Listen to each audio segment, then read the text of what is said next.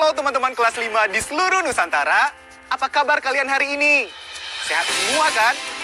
Agar tubuh lebih sehat, teman-teman jangan lupa untuk berolahraga. Sebelum mulai pelajaran, teman-teman siapkan dulu buku tulis dan alat tulisnya ya. Dan sebelum kita mulai, kita berdoa terlebih dahulu agar ilmu yang didapat bisa bermanfaat.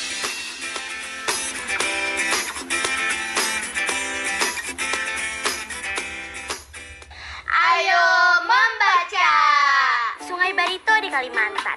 Air mengalir. Mim, kamu lagi ngapain sih? Ini ada tugas bikin puisi. Nanti disuruh baca di depan kelas. Puisi? Gampang, coba sini kakak bantuin. Hei, jangan. Itu puisi lama. Kalian tahu nggak puisi lama ini? Coba sini kakak lihat dulu. Oh, ini sih namanya pantun. Iya, maksud aku juga gitu. Aku kan belum selesai ngomong. Aku sudah selesai bikin pantunnya. Sekarang lagi latihan baca. Soalnya nanti disuruh baca di depan kelas. Kalau kalian mau bantu, pura-pura jadi penonton aja. Gimana kalau kita baca bareng? Biar seru dan cepet hafal. Saut-sautan gitu. Nanti kamu baca bait pertama, kalian baca bait kedua. Ganti-gantian ya nanti. Boleh? Ayo, salin dulu ya. Oke. Sungai Barito di Kalimantan. Air mengalir hingga lautan. Siapa dia penangkap ikan? Nelayan penguasa lautan. Tanjung Awar-Awar ada di Tuba. Tanjung Ake Lama di Halmahera. Terima kasih kepada nelayan memburu ikan hingga ke samudera. Tempuhlah hidup dengan semangat. Semangat juang tiada akhir. Tanpa laut, nelayan sekarat, bagai ikan kehilangan air. Lama berdiri, lupa berlutut. Otot berkerut, kebas rasanya. Bangsa yang mampu taklukkan laut. Rakyat sehat, bangsa sejahtera. Yeay, selesai. Nah, seru kan? Bisa lah ya, besok kamu baca di depan teman-teman. Siap. Naik perahu ke Pulau Karimun. Mampir dulu ke Tanah Betawi. Usai tadi mendengar pantun, yuk kita jawab pertanyaan ini. Teman-teman, setelah tadi mendengarkan pantun yang dibaca oleh Mima dan Kak Rian, silahkan jawab pertanyaan berikut ya. Tulis jawabannya di buku kalian masing-masing ya. Pertanyaan pertama, sebutkan bagian sampiran dan isi pada bait pertama. Ya, teman-teman coba diingat bahwa sampiran pada pantun terletak di larik atau baris 1 dan 2. Sampiran pada pantun tidak memiliki makna. Makna pantun ada pada bagian isi yang terletak di larik atau baris 3 dan 4. Lalu, bait manakah yang menjelaskan tentang manfaat makan ikan? Jawabannya adalah bait keempat, yaitu ikan bisa membuat rakyat sehat. Apakah makna bagai ikan kehilangan air pada bait kedua, baris keempat dalam pantun tersebut? Makna bagai ikan kehilangan air adalah kehilangan sumber kehidupan. Tuliskan makna puisi lama pada bait keempat dengan kata-katamu sendiri. Makna pantun: lama berdiri, lupa berlutut. Otot berkerut, kebas rasanya. Bangsa yang mampu taklukkan laut, rakyat sehat, bangsa sejahtera. Adalah jika negara mampu mengolah kekayaan laut dengan baik, maka bisa membuat rakyat sehat dan meningkatkan kesejahteraan bangsa. Kata baruku.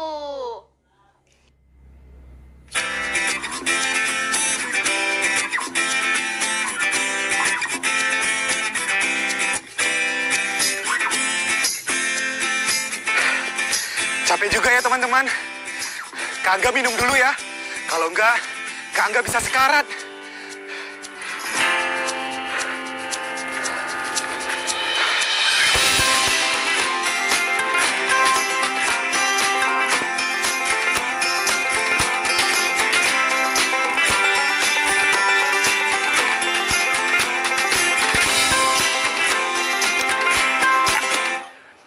Tenang teman-teman, Kak Angga nggak beneran sekarat kok.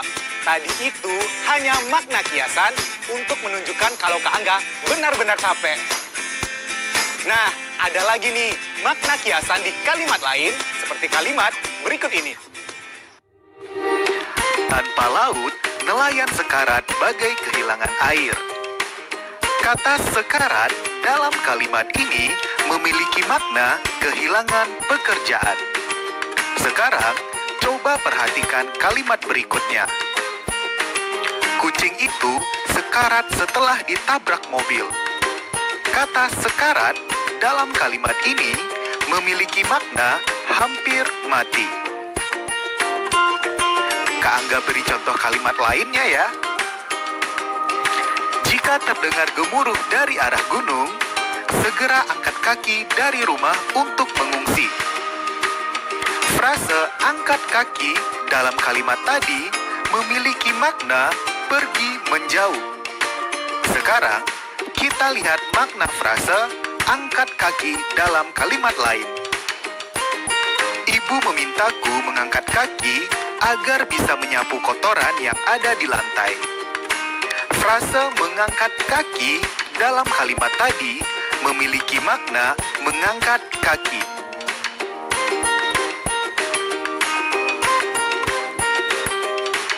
Nah, meskipun sama, pada kalimat A dan C, kata sekarat dan frase angkat kaki memiliki makna kias.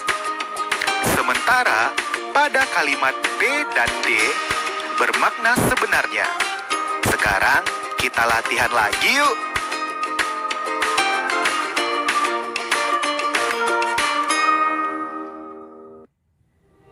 Tuliskan makna kata dari kosakata yang bergaris bawah berikut ini. Tulis di buku kerjamu ya. Kalian boleh membuka kamus kalian untuk mencari makna kata atau frase yang digaris bawahi. Selamat mengerjakan.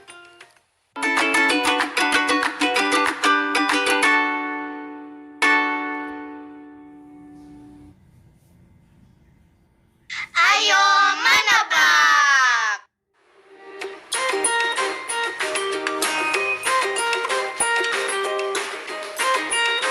Para penduduk yang berada di kawasan zona merah Gunung Merapi kini mulai mengungsi meninggalkan rumah mereka ke daerah yang lebih aman. Hingga saat ini diperkirakan.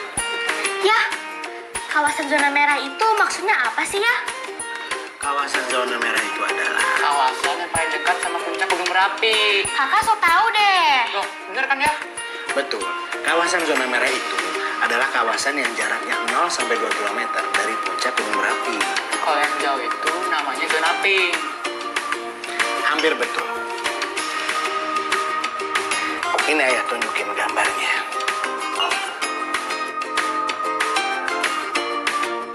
Ini adalah kawasan zona merah atau yang juga disebut KRB, kawasan rawan bencana 3. Daerah ini berjarak 0 sampai 2 km dari puncak Gunung Merapi. Nah, kemudian ini adalah kawasan zona pink yang juga disebut sebagai KRB 2. KRB 2 itu jaraknya 3 sampai 5 km dari puncak Gunung Merapi. Kalau gitu, kesian dong penduduk yang tinggal di dekat zona merah. Mereka duluan yang kena dampak gunung berapi. Teman-teman, berdasarkan obrolan Mima, Kak Rian, dan ayahnya tadi, coba jawab pertanyaan berikut ya.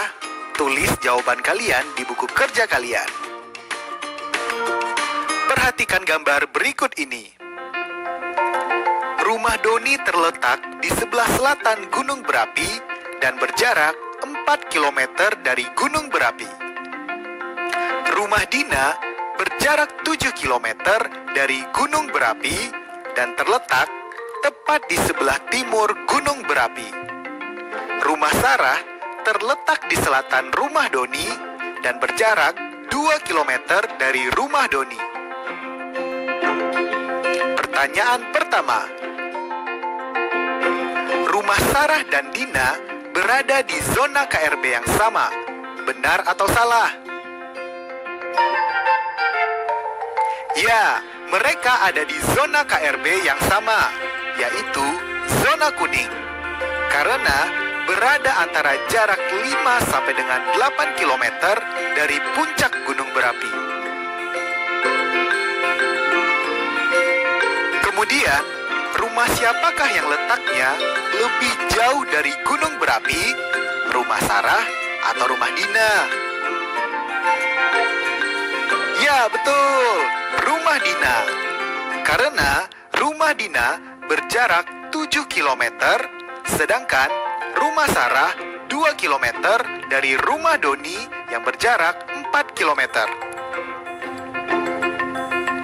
Sehingga rumah Sarah berjarak 6 km ke arah selatan dari gunung berapi. 7 km lebih jauh dari 6 km. Kalau sudah menjawab, yuk kita lanjut belajar lagi. Ayo menyimak.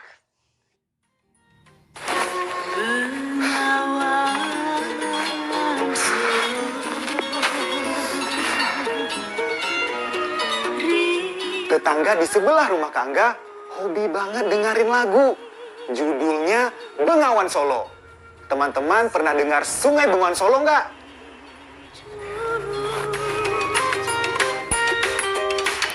Bengawan Solo merupakan sungai terpanjang di Pulau Jawa.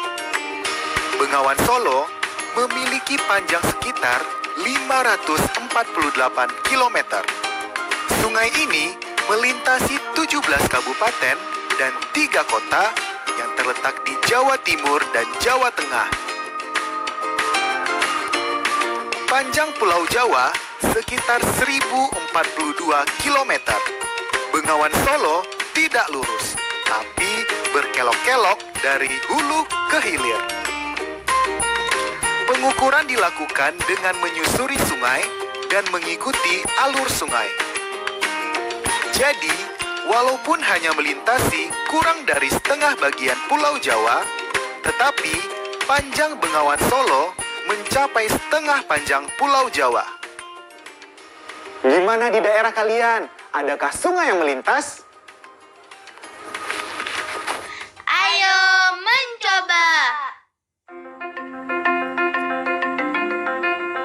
Setelah membahas sungai, teman-teman tahu tidak? Kira-kira kegiatan perekonomian apa saja yang dilakukan orang-orang di sekitar aliran sungai?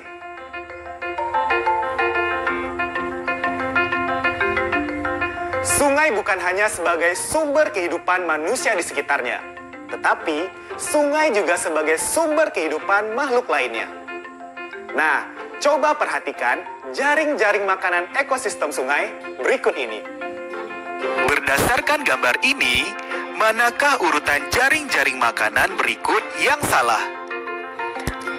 Tanaman air, udang, bebek, elang, atau tanaman air, udang, kodok, bangau, elang, atau tanaman air, udang, kodok, bangau, ular? Ya, jawaban yang tidak mungkin adalah yang ketiga.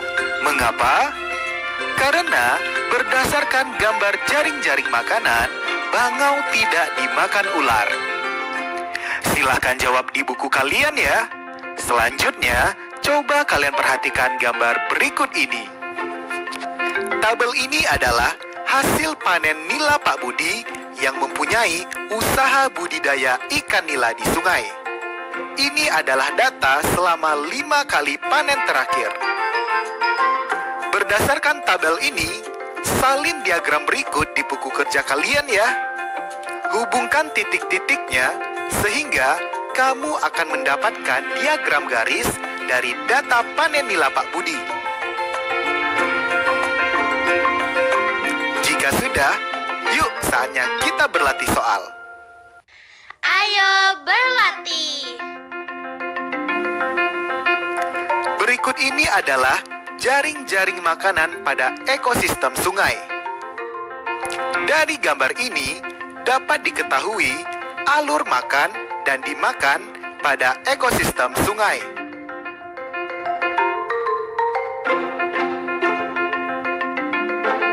Contohnya adalah tanaman air, udang, bebek, elang. Nah, sekarang coba teman-teman temukan dua alur makan dan dimakan lainnya. Silahkan tulis di buku kalian masing-masing ya. Kalau sudah, kalian bisa diskusikan jawaban kalian bersama teman atau keluarga di rumah. Pak Somad yang tinggal di pinggir sungai sering memancing di sungai. Ikan yang ia peroleh ada yang dikonsumsi sendiri, ada yang kemudian dijual di pasar.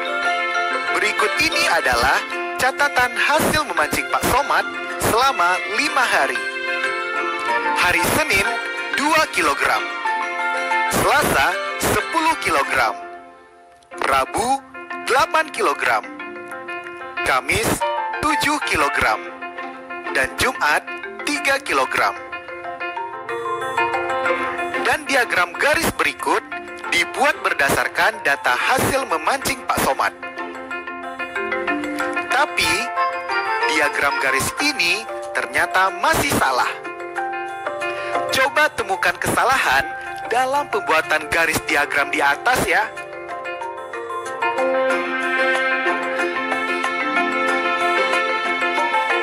Diagram garis masih salah karena data tertukar antara data Selasa dan Rabu. Seharusnya Selasa 10 kg, Rabu 8 kg. Jika sudah kalian temukan, coba salin dan perbaiki diagram ini di buku kalian ya. Setelah itu, coba jawab pertanyaan berikut. A. Hasil pancingan pada hari Kamis mengalami kenaikan. Apakah kalian setuju atau tidak setuju?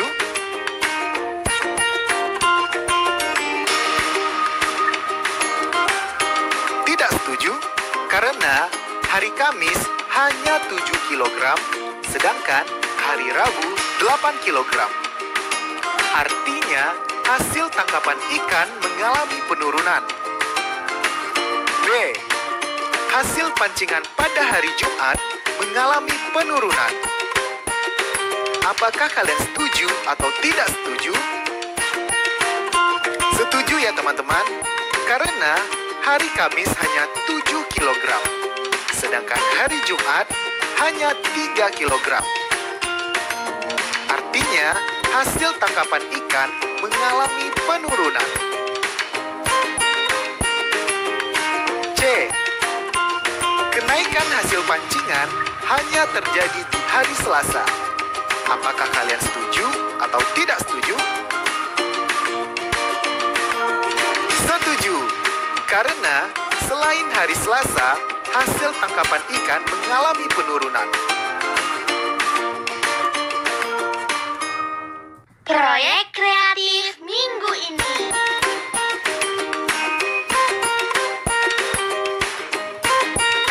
Sekarang kita lanjut ke proyek kita ya teman-teman. Kali ini kita akan mewarnai gunung berapi yang sudah kalian buat. Caranya, yang pertama pastikan bahwa gunung berapi yang kalian buat sudah benar-benar kering. Apabila sudah benar-benar kering, lalu kalian warnai gunung berapi yang sudah kalian buat dengan warna yang sesuai.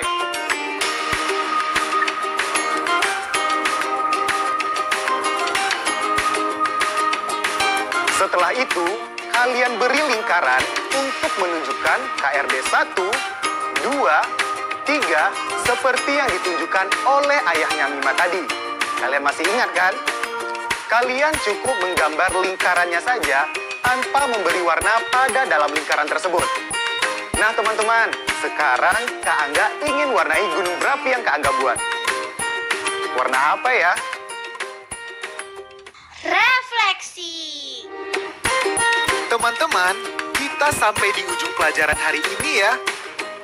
Masih ingat pantun tentang nelayan? Dari pantun itu, teman-teman sudah bisa memahami bagian dari pantun.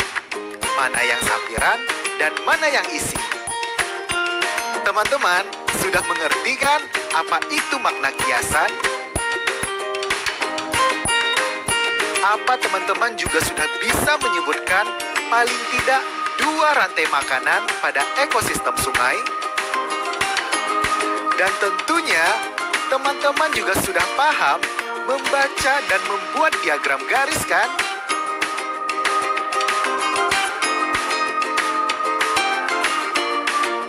Bagaimana pelajaran hari ini teman-teman? Menyenangkan bukan? Sampai ketemu besok ya. Besok kita akan menyelesaikan proyek mingguan kita dan kita belajar hal-hal baru lagi. Tetap semangat ya.